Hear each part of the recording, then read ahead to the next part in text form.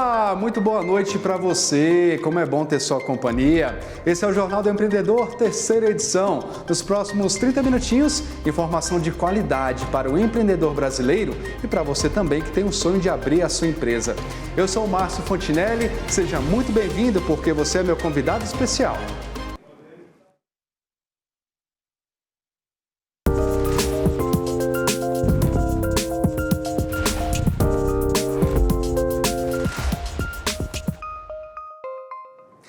MEIs poderão ter faturamento anual ampliado e rampa de transição para mudar de porte.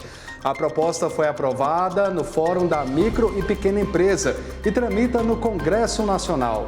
Mercado de beleza masculina. Os homens já representam 30% dos pacientes que buscam procedimentos estéticos. E na coluna Franchise, nosso especialista vai explicar como tornar uma empresa em franquia. Essas e outras notícias você acompanha agora comigo aqui no Jornal do Empreendedor, terceira edição.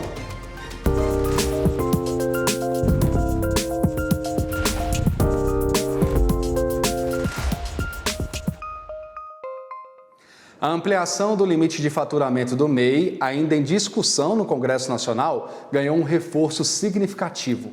O Fórum Permanente das Micro e Pequenas Empresas e Empresas de Pequeno Porte aprovou a proposta que aumenta o limite de receita para R$ 144 mil. Falta agora a aprovação pelo Parlamento e os MEIs aguardam com expectativa. A história de empreendedorismo da Moara começou em 2015, quando ela ainda era funcionária de uma loja de roupas. Com aptidão pelas vendas, à época, ela já sentia que poderia usar o poder de persuasão em favor da sua própria empresa. Mas foi depois da demissão que o sonho começou a se tornar realidade. Minha loja ela surgiu de forma bem informal. Eu comecei há 8 anos atrás. E aí era como uma renda complementar. Trabalhava no varejo já, trabalhava em lojas de roupa femininas. Sempre foi a minha paixão, o universo da moda, sou formada em moda e sempre gostei. É uma coisa que eu falo que é meu habitat natural. O primeiro passo que Moara deu foi a formalidade. Como a loja era online, ela se tornou microempreendedora individual. O sucesso foi imediato. As vendas cresceram de tal forma que ela decidiu abrir uma loja física. Espaço maior, mais clientes, mais rendimento. O faturamento, que antes não passava de R$ 6 mil, ultrapassou 30 mil. Aí, ela foi obrigada a mudar o formato da empresa. Todos os meses eu excedia o teto, que o teto era 80 mil ano. E todo mês eu excedia muito. E aí eu fui desenquadrada de forma automática. E aí o meu contador, ele fez o desenquadramento, a gente pagou, todos os impostos e tal. E aí a gente desenquadrou. E agora eu sou microempresa. Pois é, se por um lado a Moara estava animada com o crescimento nas vendas, por outro, ela acabou desapontada com o excesso de impostos. A mudança no tipo de empresa trouxe mais custos para o negócio. Para mim foi bom porque é sinal de crescimento, mas a parte ruim é que eu pago imposto em cima de todas as minhas vendas aqui da loja. Quando a gente vê esse microempreendedor migrando então o seu negócio para uma microempresa, ali a gente já tem uma mudança tributária importante. Já que essa microempresa ela vai precisar optar por alguns regimes tributários existentes, tal qual o Simples Nacional, lucro real, lucro presumido. Tudo isso vai mudar significativamente a tributação, já que, a depender do modelo tributário que essa microempresa adotar, ela vai então pagar, de acordo com o faturamento, de acordo com o lucro, um percentual sobre esses recebíveis. No caso específico de microempresas que optam pelo Simples Nacional, essas microempresas optantes pelo Simples Nacional, na verdade, irão pagar tributação de acordo com o faturamento bruto da empresa. Para amenizar casos como o da Moara, o Fórum Permanente de Microempresas e Empresas de Pequeno Porte aprovou a proposta de ampliação do limite de faturamento do MEI. Isso a partir de uma rampa de transição. Isso significa que o microempresário que exceder o teto do faturamento em até 20% terá um prazo de 180 dias para se ajustar. O texto cria também uma nova faixa de alíquota do Simples Nacional para o MEI. Atualmente, o microempreendedor com faturamento até R$ 81 mil paga um valor fixo de 5% do salário mínimo. A mudança propõe a criação de uma faixa para mês, que faturarem entre R$ 81.000 a R$ 144.912. No Congresso Nacional, a Comissão de Constituição e Justiça e Cidadania da Câmara aprovou um projeto de lei complementar, que aumenta o teto de enquadramento do Simples Nacional e do microempreendedor individual. Os novos valores levam em conta a inflação oficial, o IPCA, acumulada de dezembro de 2006 até março de 2022. O texto tramita em conjunto com outros 14 projetos. Enquanto a discussão continua, a Moara, que conhecemos no início da reportagem, continua crescendo no mundo da moda. Ela já passou pela transição, então agora mantém o foco na ampliação da loja. Eu pretendo crescer ainda mais, empregar ainda mais pessoas, levar prosperidade para a casa de várias outras famílias e fazer meu papel na sociedade como empresária. Crescer sempre, né? Aliás, o sonho de muitos empreendedores é criar um negócio de tanto sucesso que ele possa ser replicado. É nisso que consiste o modelo de franquias. E como funciona esse processo de franquear um empreendimento, hein? Quem responde pra gente é o especialista Américo José Filho. Oi, Américo. Quem tem uma empresa aí pode crescer, ficar cada vez maior, né? É isso aí, Márcio. Eu acho que o que você acabou de mostrar com a Moara, né? Vamos imaginar que a Moara continuou crescendo e ela, de repente, falou, gente, eu não consigo explorar o Brasil inteiro. Eu não consigo estar presente no Brasil inteiro. Eu quero chegar no Brasil através, né, de uma outra modalidade. Né? Porque eu não quero chegar com lojas próprias, porque eu tenho uma fabricação muito boa, eu tenho um design muito bom, eu tenho uma série de diferenciais. Então ela começa a pensar em fazer franquia. Ela começa a pensar e falar, puxa vida, eu vou começar a estudar, né, o modelo de franquia. Então nós vamos começar entendendo que franquia é um clone, ok? Márcio, a franquia, por que é um clone? Porque eu vou pegar a operação da Moara, okay, e vou clonar a operação. Eu vou clonar os processos, eu vou clonar tudo e vou instalar numa outra cidade. A única coisa que eu não consigo clonar é o franqueado que ela vai colocar para a operação, né? Porque a franquia, ela não tem por que dar errado, porque o processo todo é um processo de estudo, onde você começa analisando a operação, você começa verificando toda a parte financeira da operação, se ela para em pé, se ela tem margem suficiente para pagar, né, a franqueadora e, ao mesmo tempo, o franqueado ganhar. Então, nós temos que analisar todo o processo financeiro, nós temos que analisar todo o processo de fabricação e distribuição, como a Moara, por exemplo, vai fabricar as roupas dela e vai entregar, por exemplo, no Rio Grande do Sul. Qual vai ser a logística? Nós temos que estudar toda a questão das características do produto, da linha de produto que ela vai ter. Se esses produtos atendem o Brasil ou só é uma coisa regional. Então, quando você começa a preparar para a franquia, você começa a analisar cada etapa. Primeiro, a franquia para em pé. Segundo, vamos fazer os processos dessa franquia, né? O que são os processos? O processo é como é que a pessoa abre e fecha a franquia. O que ela tem que fazer? Quais são essas etapas? Então, nós olhamos o processo, nós olhamos depois o projeto, né, arquitetônico do lugar, como vai ser, porque a franquia ela tem que ter um processo, ela tem que ter uma cara muito parecida. Né? Para você imaginar um processo de franquia, é como se você estivesse imaginando uma igreja, né? Para você entender bem o que é a franquia. Quando você olha, por exemplo, uma igreja, você identifica ela de cara, através do quê? Através da cruz. Através da cruz, a maioria das vezes, você sabe que ali você tem uma igreja. Quando você entra dentro da igreja, você vai ver algumas colocações, você vai ver o altar, você vai começar a identificar tudo o que está acontecendo ali dentro. Se tem uma vela acesa, ali você vai ter, né, vai ter o Santíssimo. Quer dizer, para cada canto da igreja, você sabe o que está acontecendo. Toda igreja vai ter o quê?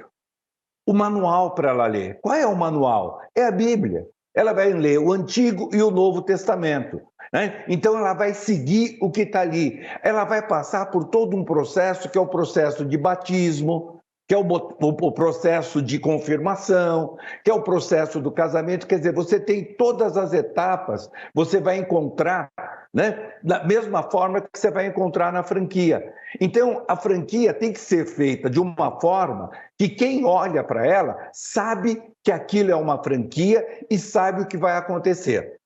Agora, existe um ponto também dentro da franquia que nós temos que ter. Uma é o registro da marca. A marca, ela tem que ser registrada, né? A marca tem que ser registrada. Segunda coisa, ela tem que fazer um contrato, né? Ela tem que ter um contrato e tem que ter um instrumento que se chama Circular de Oferta de Franquia, que é a COF, né? Essa circular de oferta de franquia vai contar todas as etapas e tudo aquilo que ela combinou e vai combinar com o futuro franqueado dela. Então, lá ela vai dizer qual é o modelo de negócio, como vai funcionar, como ela vai receber, né, quais são os serviços que a franqueadora vai prestar, né? Então, por exemplo, treinamento, né? Assessoria, por exemplo, financeira, que vai ajudar ele na parte toda de estudo financeiro, né? Assessoria ou treinamento de vendas, ou treinamento de processos, né? Então, tem tudo o que a empresa prometeu, vai estar escrito ali na circular de oferta de franquia. E isso, o que é a circular de oferta? É um contrato de uma maneira mais aberta, mais coloquial. Ok? Então, ela tem que ter o contrato e tem que ter a circular de oferta de franquia. A partir desse momento que ela tem toda essa documentação e ela tem a franquia dela, quando a gente fala de formatado, que é todas as etapas, todos os processos desenhados, uma coisa que é importante, Márcio, é pensar no seguinte: a sua loja consegue funcionar sem você estar presente? Se você consegue ficar 30 dias fora da sua loja e quando você volta, ela manteve o faturamento, ela não teve problema, a produção foi boa, é sinal que você já pode pensar em franquear o seu negócio. Por quê? Porque a franquia ela tem que funcionar sem a sua presença. Do outro lado, você começa a pensar em quem vai ser o meu franqueado. Você tem que desenhar também qual é o perfil da pessoa que vai, né, comprar sua franquia. E normalmente esta pessoa, ela tem que ter uma certa afinidade com o seu negócio. Muitas vezes as pessoas falam assim: não, mas pode ter um investidor. Ok, pode ter um investidor? Pode, mas esse investidor, ele tem que ter um operador. Alguém que tenha afinidade com aquilo que vai acontecer. Por exemplo, se você vai vender moda, você tem que ter alguém que saiba, que entenda um pouco desse mercado, que acompanhe um pouco esse mercado, sabe? Que gosta, que entende, porque senão fica difícil para a pessoa tocar. Então, existe todo esse lado de afinidade. Você tem que verificar qual vai ser o custo para a montagem dessa loja, né? Então, eu calculei lá que o custo só para a montagem da loja vai ser R$200 mil, R$150 mil, né? Então, você vai percebendo que são várias as etapas que você tem, Márcio, para montar a sua franquia, né? Você começa a ter a percepção disso, né? Da etapa que você tem de montagem, lembrando que a franquia é um clone, você vai clonar a sua operação e levar ela para um outro lugar. E ela tem que funcionar sem a sua presença, né? Américo, tem que ficar atento com relação ao processo, né? Tem que ficar bastante ligado nessa parte aí para não se perder. Ô, Américo, eu tô vendo que você é um cara aí que tá sempre com a barba bem feita, que você tá aí muito bem cuidado, então eu te desejo boa noite e essa próxima reportagem aí vai te interessar também, viu? Então fica aí com a gente acompanhando. Isso que eu vi aí da questão do crescimento, né, do homem nessa produção toda de beleza e de cuidados, né? Muito bom. Porque nós homens estamos cada vez mais vaidosos, né? E é isso que mostram as prateleiras aí das lojas e de produtos de beleza. E nesse mercado cheio de oportunidade, tem um marketing dirigido e também equipamentos de alta tecnologia estão levando o público masculino, né, às clínicas de estética. E a gente vai conferir, Américo, na reportagem desse cara que só anda na estica aqui no canal Empreender, que é o André Lage. O Wagner tem 37 anos. Apesar da aparência jovial, as preocupações com as marcas do tempo começaram a surgir. Para tratar o que o incomoda, ele não descarta a possibilidade de fazer alguns procedimentos estéticos. Eu acredito que ainda tem alguns homens que têm um certo tipo de preconceito, né? E tratar essa questão estética, mas eu acredito que de uns anos para cá, esse mercado tem aumentado muito e a gente, homem, tem se cuidado mais, né? Assim como Wagner, os homens têm procurado cuidar mais da aparência. De acordo com o último levantamento da Associação Brasileira de Clínicas e Spas, o público masculino já representa 30% dos pacientes que buscam algum tipo de procedimento estético. Essa clínica em Brasília existe há quase uma década. Há 5 anos, ela vem sentindo alta significativa no faturamento graças a esse público. E para se destacar no segmento, a empresa tem utilizado as redes sociais para divulgar os procedimentos. A gente tem feito marketing, né, no Instagram, nas redes sociais, a gente tem feito esses investimentos voltados para esse público masculino, a gente tem explicado para eles o que eles precisam fazer, feito um cronograma, tudo tem que ser passo a passo, não tem milagre na área da estética, é importante um tratamento sempre contínuo e os homens têm aderido a esses protocolos, sim. Outro investimento são os equipamentos de alta tecnologia, como, por exemplo, o Fotona. Com apenas essa ferramenta, é possível tratar várias queixas dos pacientes: flacidez, rugas, manchas, acnes. E a aposta em tecnologia não para por aí. Essa máquina fotográfica ligada a um software foi uma das aquisições recentes da clínica. A partir de uma foto do paciente, é possível verificar a qualidade da pele, identificar as manchas mais profundas e outros traços de envelhecimento no rosto. Os homens hoje em dia, eles também querem se cuidar. Eles querem fazer tratamento de manchas, tratamento de flacidez, dessas trincas na testa que aparecem, da acne, poros abertos, da foliculite da barba. Então, a gente tem feito vários investimentos aqui na Clínica Monte Parnaso, visando o quê? Atender esse público masculino. A calvície também é um aspecto que chama muito atenção. Os homens têm buscado tratamentos capilares, então a gente tem investido nessa parte capilar com equipamentos novos, equipamentos tanto de diagnóstico como de tratamento dessas queixas masculinas. A gente quer ficar bonitão, Tem um pessoal que tem problema aí no cabelo aí, quer arrumar essa questão de pele. Quem não quer ficar bem, né? A gente também merece. No próximo bloco, a gente conversa com uma ex-funcionária de banco que hoje criou solução para pagamento de outras plataformas. A gente volta já, é rapidinho.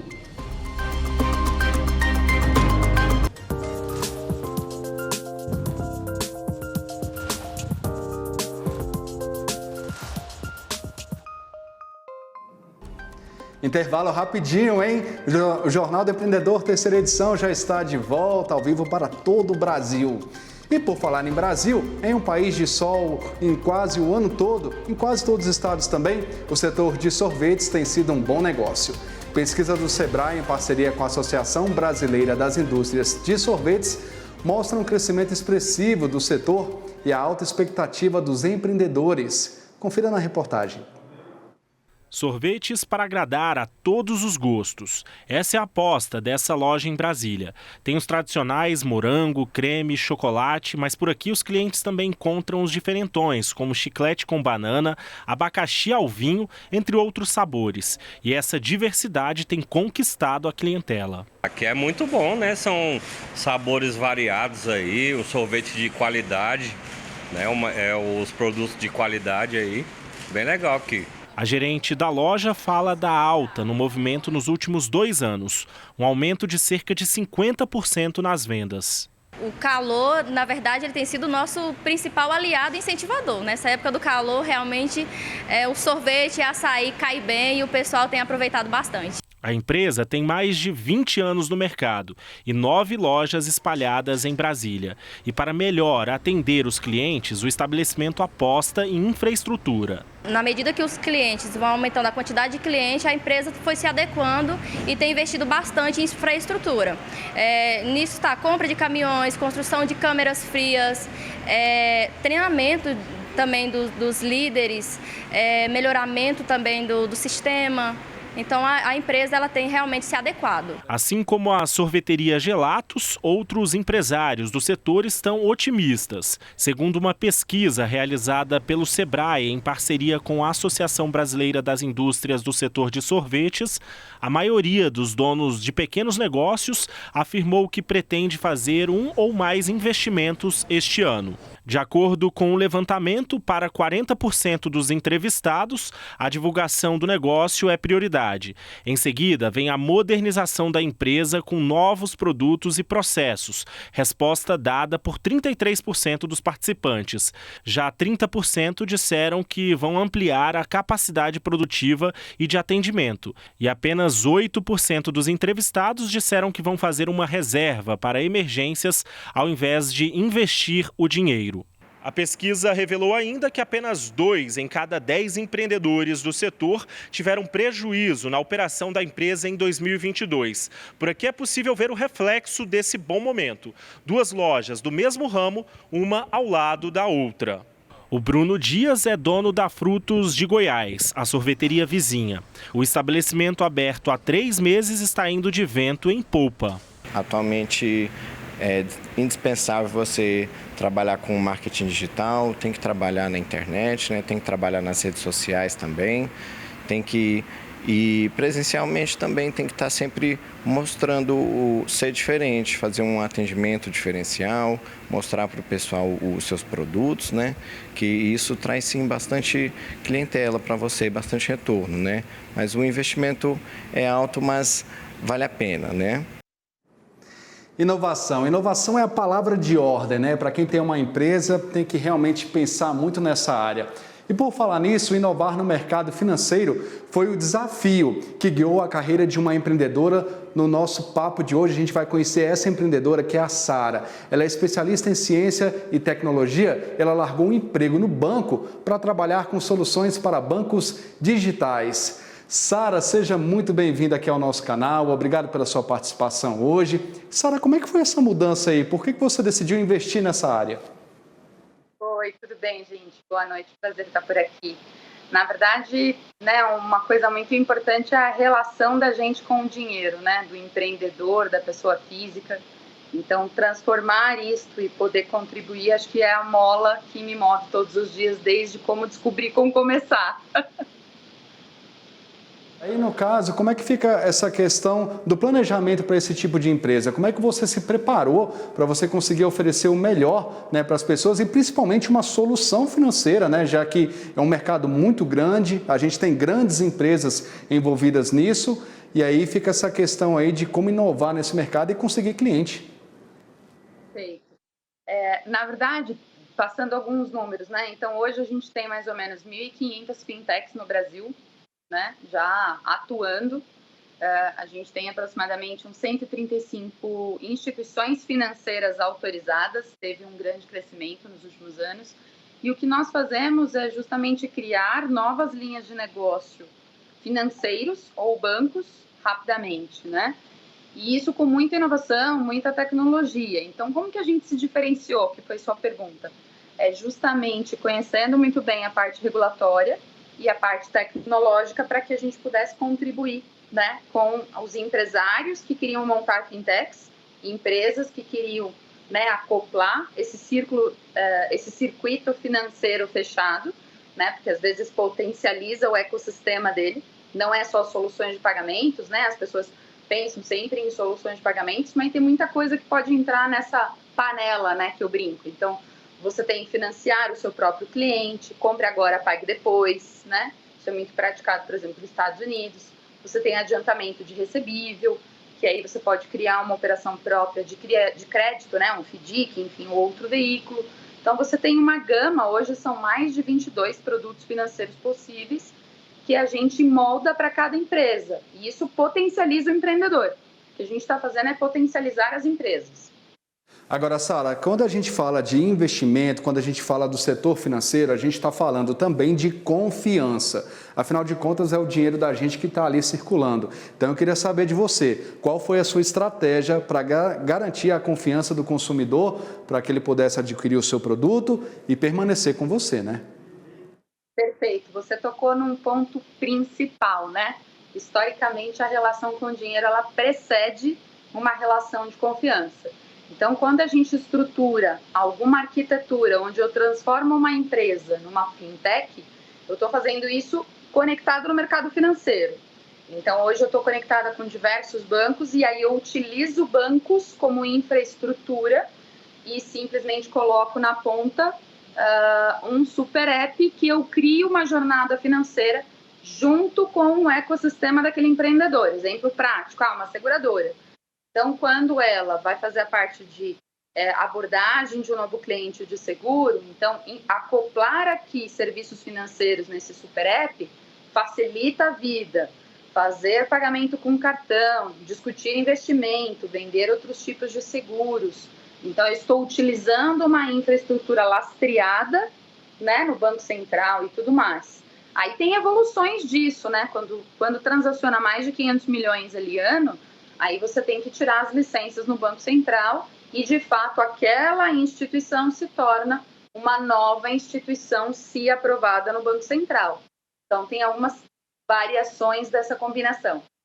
Ô Sara, ainda nessa questão da confiança, nesse caso a gente tem até a Lei Geral de Proteção de Dados, né, que lida com essa parte dos dados dos clientes. Por se tratar de uma empresa que a gente não está acostumado a conviver com ela, a gente tem bancos tradicionais aí, como é que fica essa questão para que o cliente tenha confiança não só em colocar o dinheiro dele lá, como você acabou de explicar na sua última resposta, mas também que ele tenha a garantia de que os dados dele serão sempre preservados e que ele não vai ter nenhum problema com relação a isso?